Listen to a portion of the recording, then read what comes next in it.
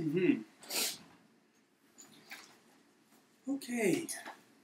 Well, Jason, I'm looking for an idea to actually have the students work together and collaborate and maybe work on common projects throughout the different tours.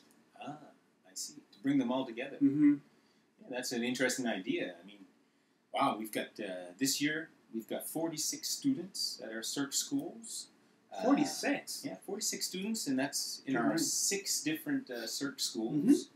And that's spread over 4 continents, and that represents over 12 nationalities. Wow, that can be quite rich. Yeah. Impressive. Impressive. I think I have a brilliant idea. Yeah? Yeah. What if we used the internal mail, like with these envelopes? You know these envelopes? Oh, yeah. We could launch a project and have like the project circulate from tour to tour in these envelopes and in the envelopes, and then each schools and students could contribute to the project. Isn't that brilliant? Yeah, you want to use envelopes. Absolutely. And paper. Yeah. Paper in the envelopes. Of course. Jean, I don't know, that seems a little last century. Last century? Yeah. I'm thinking more along the lines of the internet. Internet. How about a blog? A what? A blog. A blog. Yeah. What's a blog? I've never heard of blogs. I've heard of smog, like in Sao Paulo, or I've heard of frog, as in French frog, but never of blog. A blog. Well, a blog is a web log. Weblog, blog. Yeah. Okay. So what it means is it's an online tool, a learning tool that's used for people to communicate and possibly even collaborate together. Very powerful tool. Would it be something like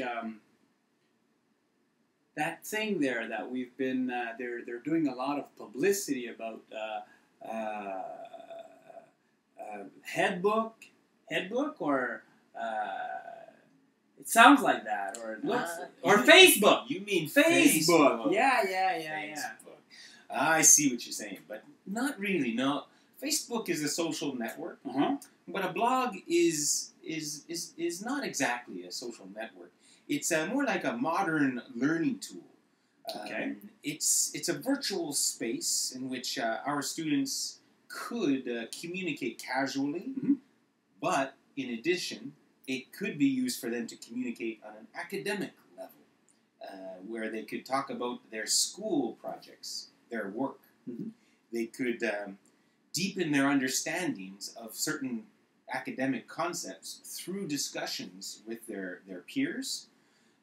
They could strengthen their written language skills, and then possibly also their speaking skills. Yeah. And you know what? Another advantage is that they could really learn the importance of supporting their arguments and backing up their opinions with facts. So it goes beyond just a social network. It's interesting. It reminds me a little bit of those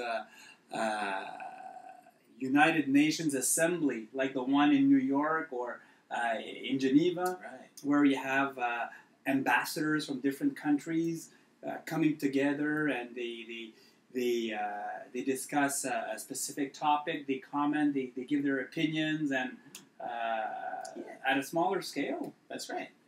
Absolutely. It is kind of like that at a smaller scale, because there is a space for the students to do their work, do their schoolwork.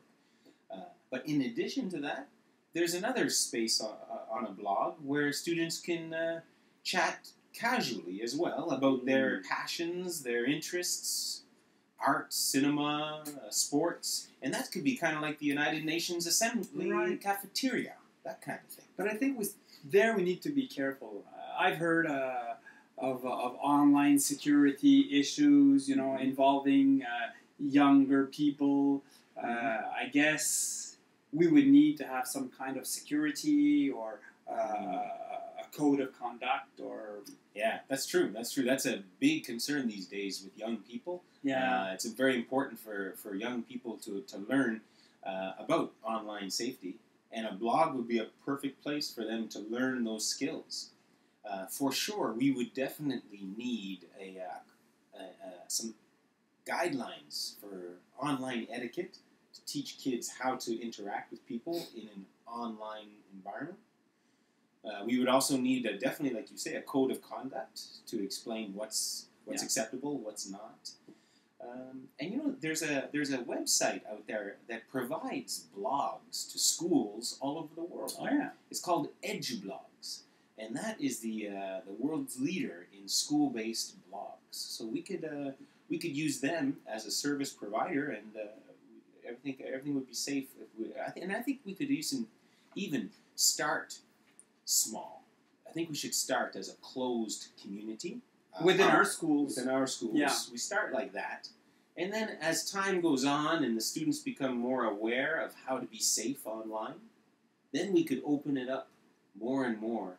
And then when students become very familiar as to how to handle being in an online environment safely, then we could open it up to a global audience. Okay, that's interesting. That's interesting. But it brings me to another concern that I may have. Mm-hmm. Our schools are bilingual. That's true. Est-ce que ce sera possible pour les élèves de contribuer ou d'échanger en français aussi? Ben oui, ça serait essentiel. Parce que si on va faire un blog, il faut que ça représente qui on est. Et on est des écoles bilingues, on a les deux langues dans nos écoles. Et donc, il faut que les discussions et les échanges entre les élèves se fassent dans les deux langues, en anglais et en français.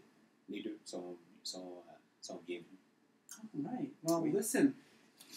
Let's get started. How can we make this reality? That's a good question, Jean. Let's put on our thinking caps. Yeah. Let's put on our thinking caps and figure this out.